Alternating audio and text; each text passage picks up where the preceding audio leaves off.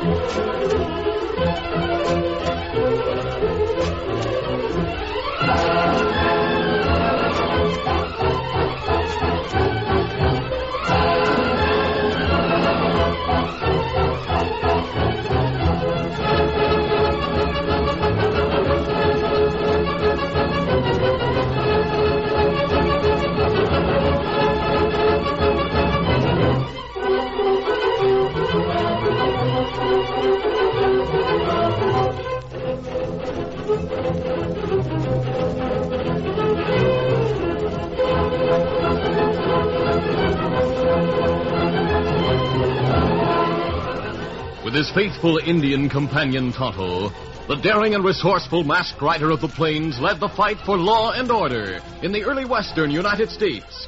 Nowhere in the pages of history can one find a greater champion of justice. Return with us now to those thrilling days of yesteryear. From out of the past come the thundering hoofbeats of the great horse Silver. The Lone Ranger rides again. On Silver! Let's go, big fellow! Hi-yo, Silver! Hi!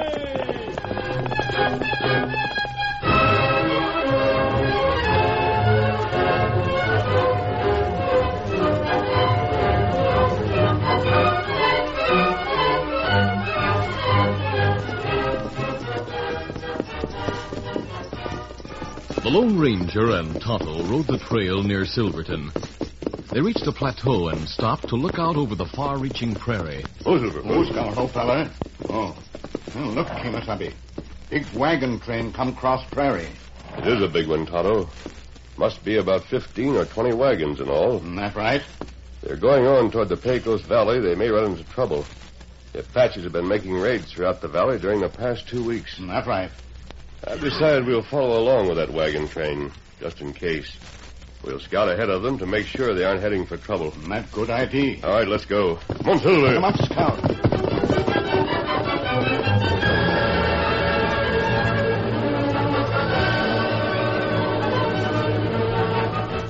All that day, the snake-like wagon train with its billowing canvases and straining horses moved slowly across the prairie.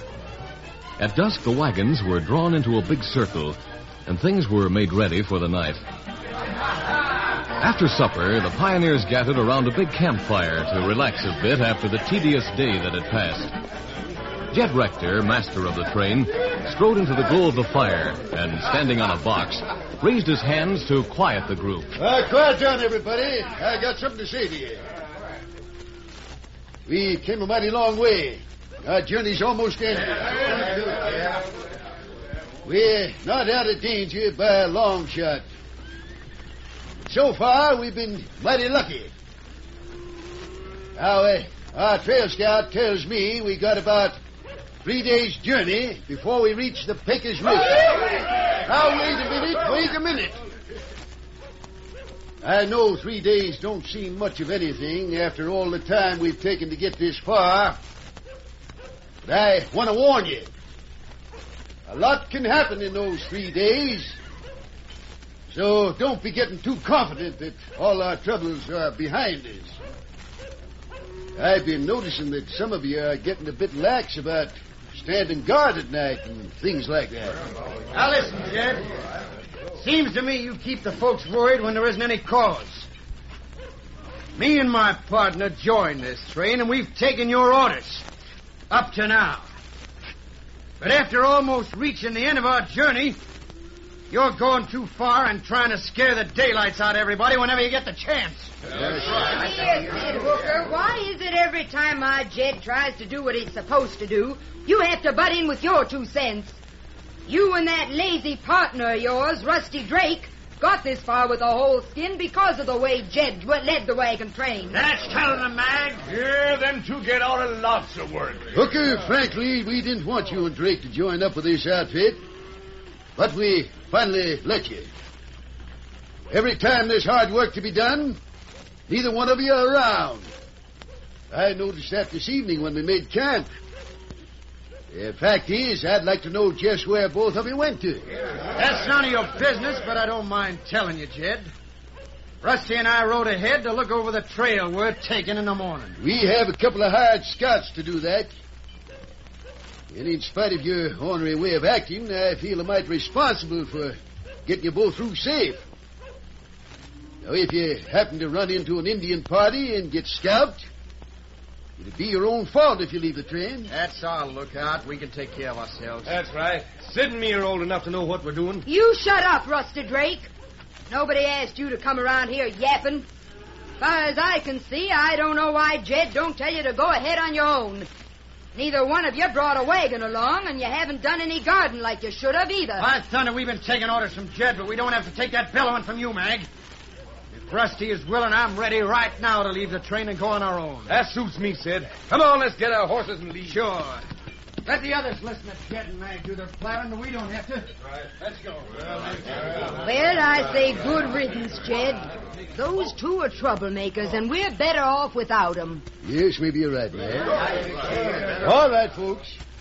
Forget the little happening and get back to enjoying yourselves. But be sure you don't let down your guard till we reach where we're heading. Eh? All right, Jed.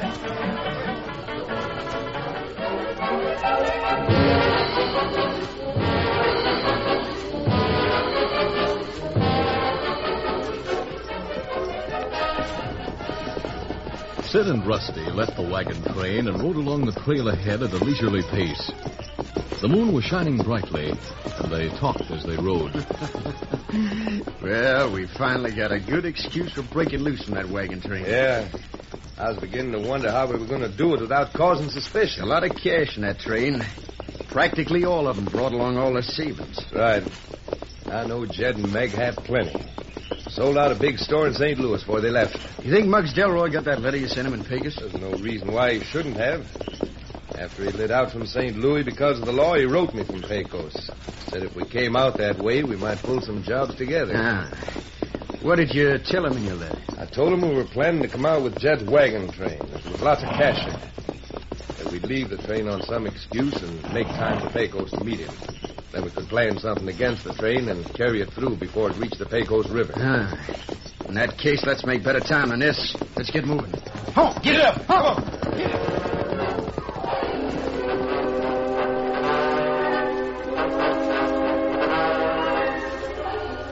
The Lone Ranger and Tonto had camped that night a few miles ahead of the wagon train in a sheltered grove.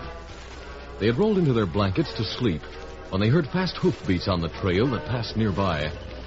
The Lone Ranger sat up and listened. You awake? Me hear hoofbeats on trail. They're coming from the direction of the wagon train. I'll stand up. Maybe I can see them through the trees as they pass. The moon plenty bright. Come on, get up, get up. Come on. 2 riders, Kimasabi. Yes. I heard one call the other Sid. Wonder what's their hurry. Not know. Let's saddle the horses and ride back toward the wagon train camp. I want to make sure things are all right there. Not good idea. We get horses now.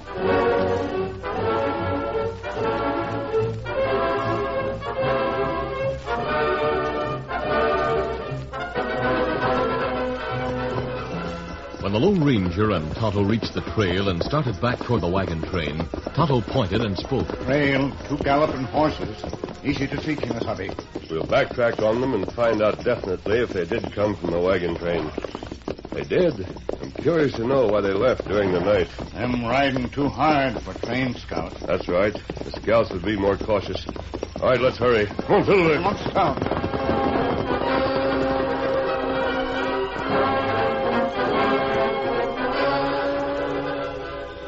At the wagon train camp, Jed Rector was on guard with one of the scouts. Suddenly, the scout pointed to the top of a rise in the rolling prairie and spoke. Hey, look, Jed. You cross the prairie on top of that rise. A couple of horsemen, looks like. Gee, the moon is bright enough to see one of them's a redskin. That's right. Can't make the other one out very clear. But you can see that white horse plain enough. Gee, you think maybe they're Indian scouts? I don't know. But as soon as they leave, Hank and me'll trail them and see where they go. Gee, they've turned and gone out of sight. Good. I'll get Hank. We'll get our horses and go over there and pick up their tracks.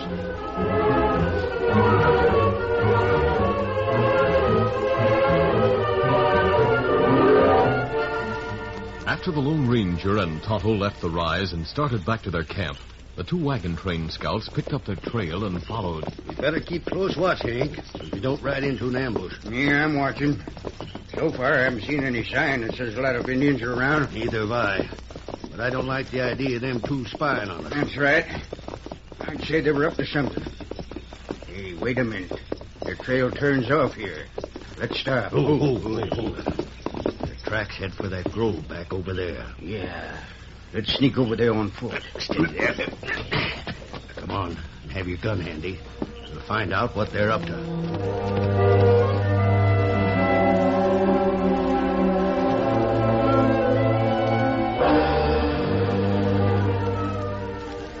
In their camp, the Lone Ranger had just finished taking the gear off Scout and Silver.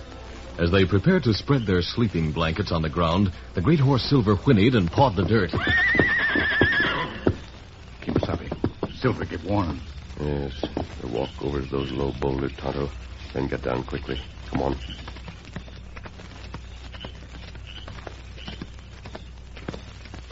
Just as the masked man and the Indian reached the low boulders, the Lone Ranger noticed a slight movement near one of the big trees a short distance away. He spoke sharply. Down, Tonto, quick. We'll throw some lead their way. After an exchange of shots, there was silence. Then Tonto peered over the edge of the boulder. Me think me see two dark figures running back through trees, Kemosabe. All right, we'll follow them. Come on. As the Lone Ranger and Tonto left the grove, they saw the two men mounting hurriedly. We shoot. No, let them go. I'm heading back to wagon train. They may have seen us there and followed us. Let's get back to camp and get some rest.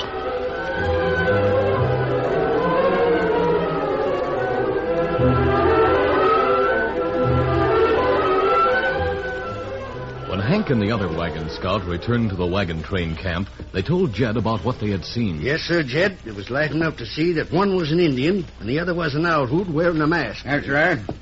Somehow they got wise and got behind some boulders before we get a shot at them. Yeah.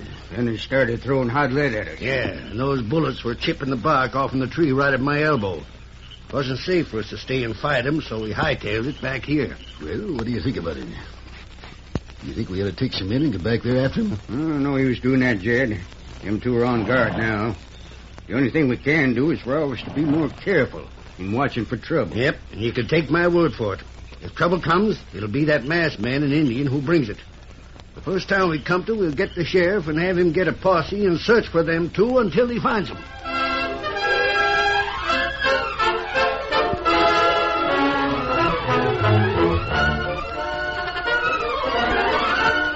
The curtain falls on the first act of our Lone Ranger adventure.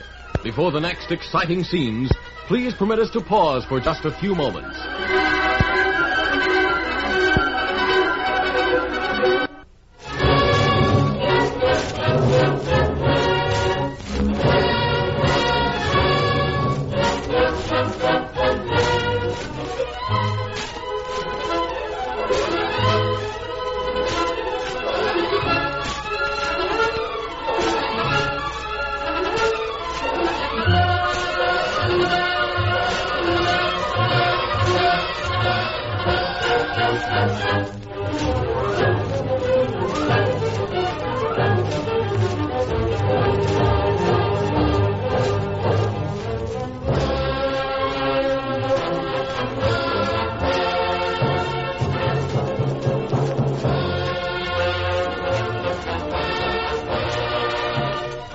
Now to continue.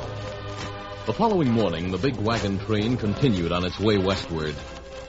Meantime, in Pecos, after riding hard all night, Sid and Rusty found their friend Muggs Delroy, and the three of them sat talking in the cafe. We're sure glad to see you, Muggs. Almost ran our horses ragged to get here. In your letter, you said you were coming out with a big wagon train. Where are the others? The wagon train is quite a way back yet.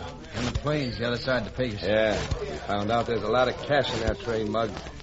Me and Sid didn't get along with the others too well. We finally made an excuse to get away from them. I get it. You got some idea about taking that cash, eh? That's right. I thought if you could get a few hombres together who'd be interested, we might be able to... I can do better than that. The Apaches have been raising a ruckus around here lately. But finally, the troopers from Fort Stockton ran them back to the reservation. That is all but a small number of renegades under Lightfeather. Who's Lightfeather? A renegade redskin that got thrown out of his tribe. He got a band together, and they've been hiding out in the hills since the troopers got busy. How do they fit in? Like this. Now, Lightfeather is a friend of mine, see? I could get him to bring his braves, and we'd raid that wagon train. We could lay in wait near the bank of the Pecos River and trap them there. Why would those redskins help with the job? What did they want for help? Hey, look, we take the cash boxes and any valuables we find in the wagons. They get the horses after the people are done for. Sounds like a good deal, Rusty. How soon can you get in touch with Lightfeather? Within an hour or so. Yeah, come on. We get our horses and ride to this hideout camp right now. Yeah, fine. Yeah, good. If we can get to those Indians today, we can get them to the riverbank in time. Let's go.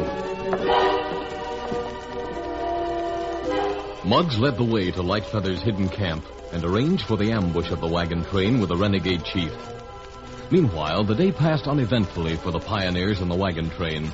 And that night, as they sat around the campfire, Jed and Mag were conferring with the two wagon train scouts. So you think we'll be able to reach the river before noon tomorrow, eh? Sure will, Jed. Ain't very far from here. I'm sure glad to hear that.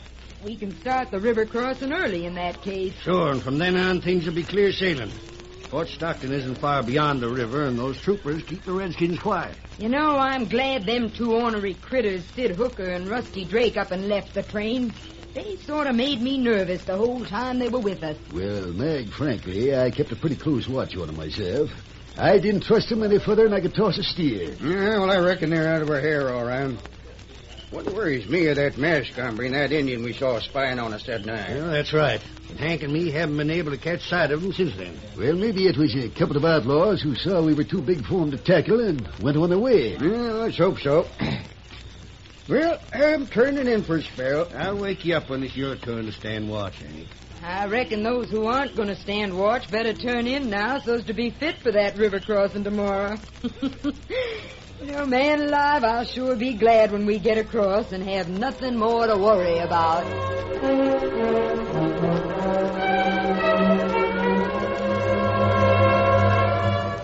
The Lone Ranger and Tonto had kept careful watch but hadn't seen anything out of the way. They made sure that no one would surprise them a second time by being extra careful in the selection of a campsite. At dawn the following morning, the Lone Ranger spoke as they prepared to break camp. Otto, the wagon train should reach the river a little before noon. That's right. Once across, they'll be safe from attack. Indians afraid of troopers from fort. We'll ride to the river and wait there in hiding to watch the wagons cross. They may run into difficulties. All right, let's get started. Easy, steady, big fella. Easy, fella. One, two, there. Come on, scout.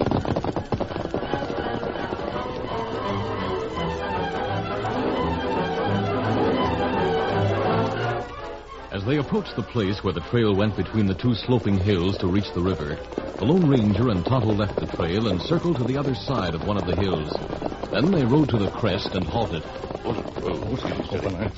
Otto, look down on the slopes facing the trail. Indians waiting in ambush. The wagon train will be trapped if it goes between those hills. That's right. I'll go warn them. If you go up the river and cross without being spotted, you'll get troopers from Fort Stockton here within the hour. Me do that. Me get troopers and then get here soon. Adios. Adios, Tonto, and hurry. Get them up, scout. Come on, Silver.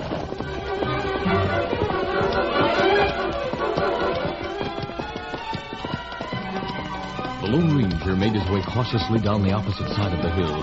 Then, when he was sure he couldn't be seen, headed along the trail toward the wagon train. Now let's go. Come on, Silver.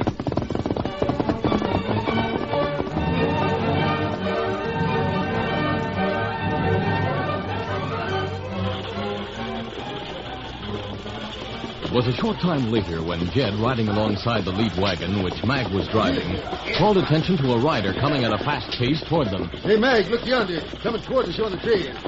It's a great day. I can't make out much for the dust, but he's sure coming lickety-split. Yes, what? Hey, who's that coming yonder? We was just wondering the same thing, Hank. Thunder, I'm beginning to make him out now. Looks like a masked hombre on a big white horse. Say, you're right. Bet that's a masked hombre we chased the other night. Have your gun ready, Jed? I'll stop the wagons till he gets here. We can handle things better that way. Hold on! Stop the wagons! Stop the wagons! Oh, there! What's up? Look, coming. Holy cow, the masked hombre.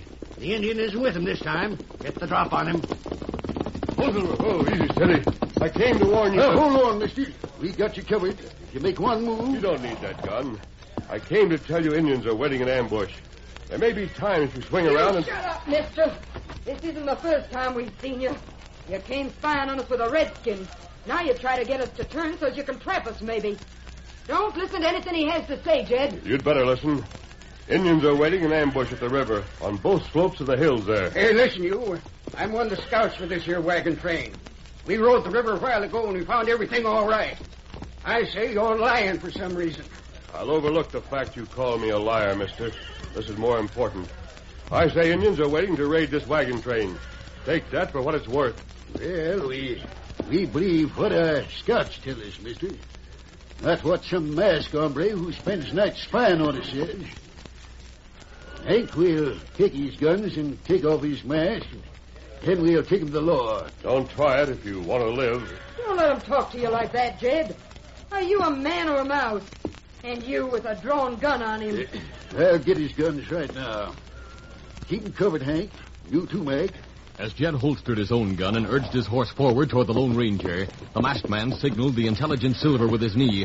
Immediately, Silver snorted and reared to his hind legs. The other horses, frightened, jumped and bucked.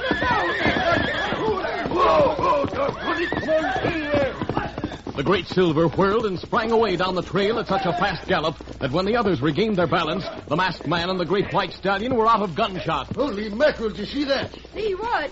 By thunder, he moved so fast, him and that stallion, nobody could see anything. Great day, that was the fastest moving hombre and horse I ever did see. I'd sure like to know what he was up to. Well, whatever it was, he didn't get away with it. As long as you say the way is clear, we're moving toward the river. All right, get moving, everybody. Get those wagons moving. Get there. Get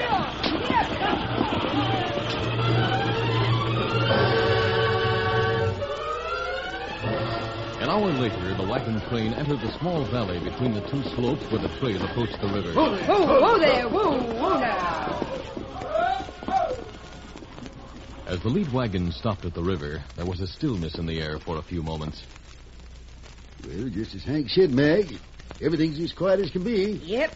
Now all we have to do is... Holy smoke, Indians! The next man was right. Jed. Oh, Jed, look at him coming down both sides. Yeah. Oh, easy, steady, big fella. It's him again. I came to help. Jed, I suggest you get everybody into the wagons. The men can shoot under the canvas. Hurry. Good idea. Into the wagons, everybody! Get into the wagons! Following the Lone Ranger's suggestion, the men quickly got into the wagons and, crouching down, shoved their rifles and guns under the edge of the canvas to shoot at the Indians. The Lone Ranger, taking advantage of each lull in the battle and creeping along under the big schooners, managed to make his way from one wagon to another, giving help and advice and watching for flaming arrows. Finally, he returned to Jed's lead wagon and was fighting beside Jed, Mag, and Hank. I'll get that one. By thunder, I made that one bite the dust.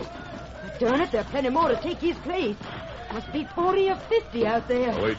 Look up the side of the slope. You see two white men. Holy smoke. That's Sid Hooker and Rusty Drake. They used to be with us, but they pulled out a couple of nights ago. They must be responsible for this raid. Yes, I agree with you. Say, we'll never make it. We're running out of bullets. We have to hang on. We're going to get down, but we'll go fighting. Gosh, this is terrible. If we could only think of some way. What was that? The troopers. My Indian friend went for them. Great day, and to think we didn't trust you.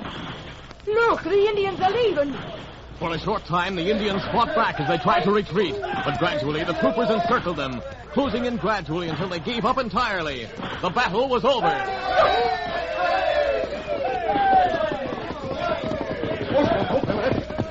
Otto, got here just in time.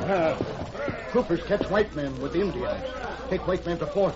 Take Indians to reservation. Well, the train will be safe from now on. Right, Golly. I reckon we owe our lives to you, mister. The only way the West will survive and grow is by each one helping the other, Hank. We'll be nearby if you need help crossing. But from now on, you won't have Indian trouble. Easy, steady, big fella. Come on, Phil. Well, now, look at that. There they go riding away like nothing had ever happened, instead of staying here so people could thank them for what they did. Hey, Jed, Mac, where's that masked man? He's gone. Yep, gone without waiting for thanks, either. Well, by thunder, it finally came to me. I should have remembered before, What but came to you, you nitwit? Why, what do you think? That the masked man is an hombre I should have known. He's the Lone Ranger.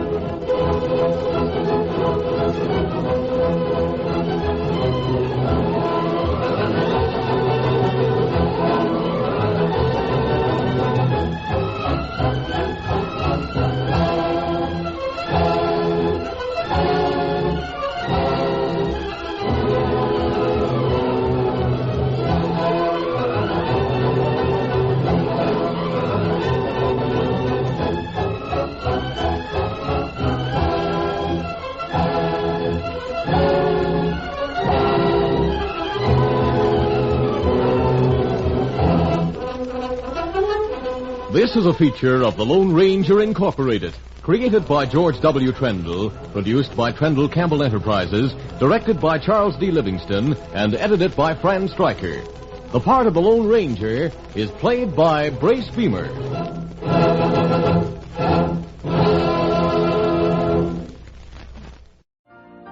You've been listening to the OTR Gold Network. Find more classic radio at otrgold.com.